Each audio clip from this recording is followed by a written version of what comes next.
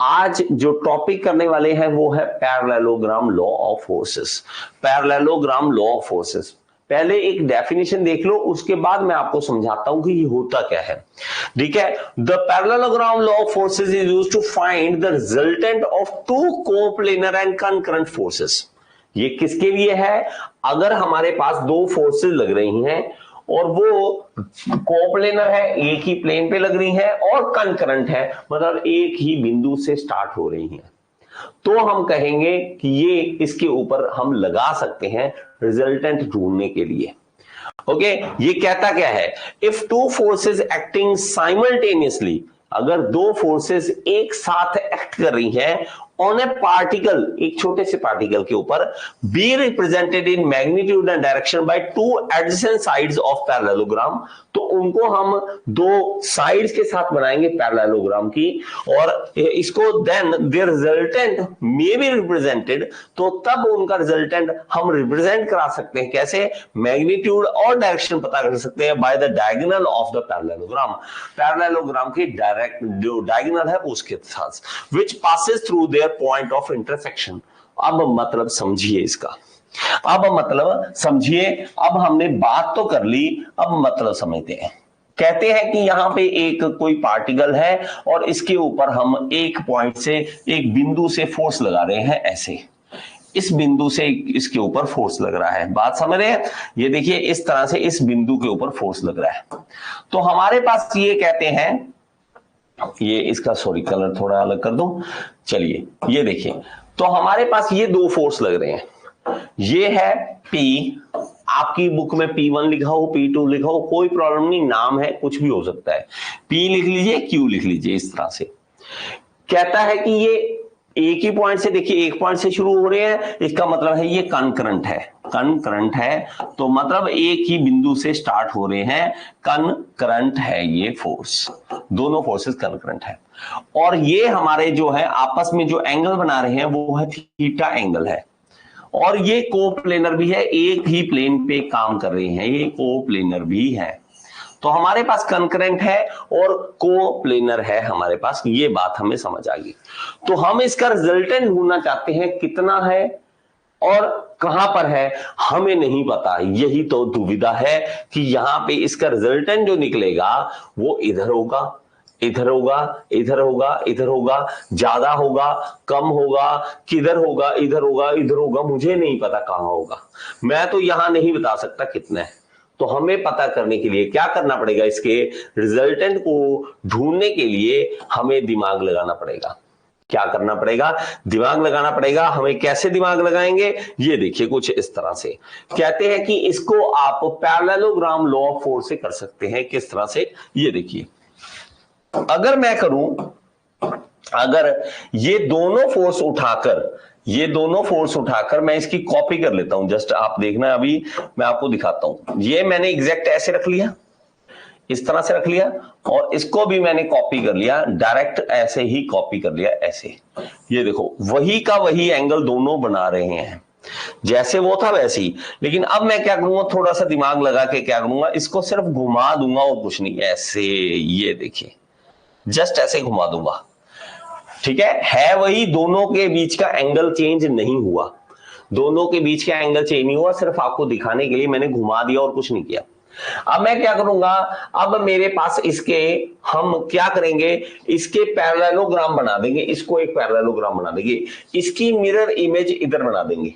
इसकी mirror image इधर बनाने के लिए मैं क्या करूंगा, इसको कॉपी करके इसकी इसी के साथ, देखो आप समझना, ये देखो बिल्कुल सेम है, ये देखो सेम है, उठाकर मैंने इधर रख दिया, लीजिए, उठाकर मैंने ऐसे रख दिया, और मैं जानबूझ के इसका कलर जो है कुछ अलग कर देता हूं ताकि आपको सही तरीके से पता लग जाए कि ये एक अलग मिरर इमेज है।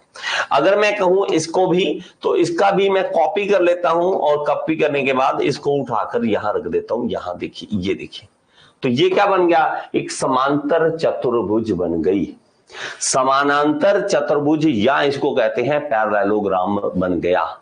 ये हमारे पास फोर्स था P और ये था फोर्स Q, तो ये है P और ये फोर्स है Q, ठीक है। तो मैं इसको एक इसके जो हमारे पास नाम है वो यहां लिख देता हूं, P वेक्टर और क्यू वेक्टर इस तरह से लिख देता हूं। ऊपर ये क्यों लगाया तीर? क्योंकि ये वेक्टर है। जो भी वेक्टर क्वांटिटी होगी हम लाइनों के थ्रू, लाइन खींच खींच के ही उसको कर सकते हैं, उसके ज्ञात कर सकते हैं, उसकी वैल्यू को जान सकते हैं लाइनें खींचकर। बड़ी खतरनाक चीज है। तो हमारे पास क्या होगा, इसका रिजल्टेंट क्या होगा? तो सिंपल सी बात, आप सिर्फ इतना कीजिए कि यहां इंटरसेक्शन, दोनों के बीच के इंटरसेक्शन लीजिए और ये एक डायगोनल बना लीजिए। जो जितना ये डायगोनल होगा, जितना ये डायगोनल होगा और जिस एंगल पर होगा, वही हमारे पास रिजल्टेंट होगा, वही हमारे पास रिजल्टेंट होगा। तो ये क्या है? Resultant R. रिजल्टेंट है ये इतना, इतना रिजल्टेंट है, इस एंगल पर है। किस एंगल पर है? ये P के साथ फाई का एंगल बना रहा है, P के साथ फाई का एंगल बना रहा है। कितना एंगल हम अभी समझेंगे किस तरह से निकाल सकते हैं। देखो बात को बड़े ध्यान से समझो। जब तक हम फोर्स लगाते हैं ना, हम हाथों से फोर्स लगाते हैं, हमारा दिमाग बहुत चीजें कैलकुलेट करता है। हमारा दिमाग इतना खतरनाक है, आप चेयर पे बैठते हो, झूले भी लेते हो, चेयर पे टेढ़ा कर लेते हो चेयर को, हमारा दिमाग कैलकुलेशन करके फोर्स लगाता है कि इतनी फोर्स लगानी है, इससे ज्यादा फोर्स लगाओगे तो चेयर टूट जाएगी।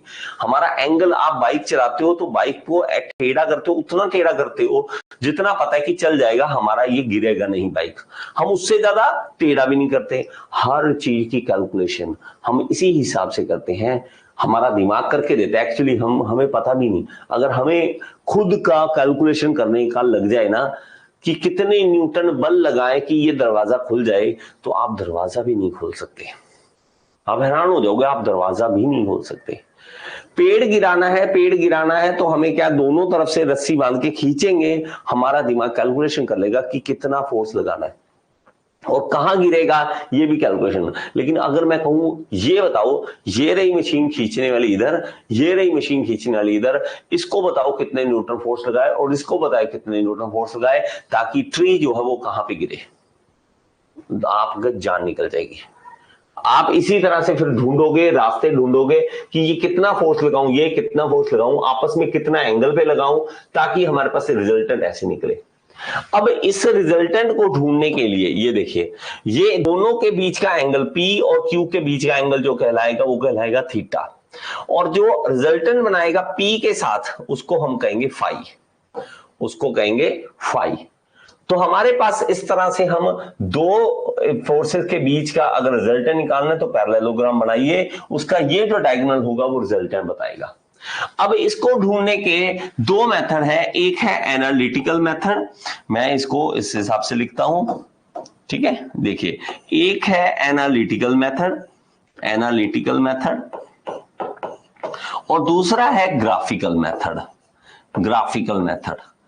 ग्राफिकल मेथड कभी भी जेई के एग्जाम में नहीं पूछा जाता, ग्राफिकल मेथड पूछ नहीं सकते ना। ग्राफिकल मेथड है क्या, जिसमें पेन और पेंसिल की जरूरत पड़ती है। पेन और पेंसिल आपको इस तरह से कभी भी कोई एग्जाम में नहीं आता, क्योंकि ऑब्जेक्टिव टाइप आता है। तो ग्राफिकल आएगा नहीं, लेकिन फिर भी मैं आपको कुछ ना कुछ तो इसके बारे में बताऊंगा ताकि आपको हल्का फुल्का पता हो। और एनालिटिकल मेथड जो है उसकी दो तरीके, देखो, अगर तो आप एक एग्जाम की तैयारी कर रहे हैं, अगर तो आपको लगता है कि मैंने तो सर डिप्लोमा का एग्जाम देना है, तो आपको एनालिटिकल मेथड के अंदर डेरिवेशन करनी बहुत इंपॉर्टेंट है। अगर आपको लगता है कि सर मुझे तो ऑब्जेक्टिव टाइप करना है, तो आप एनालिटिकल मेथड को सुन लेना, लेकिन याद करने की कोई जरूरत नहीं है।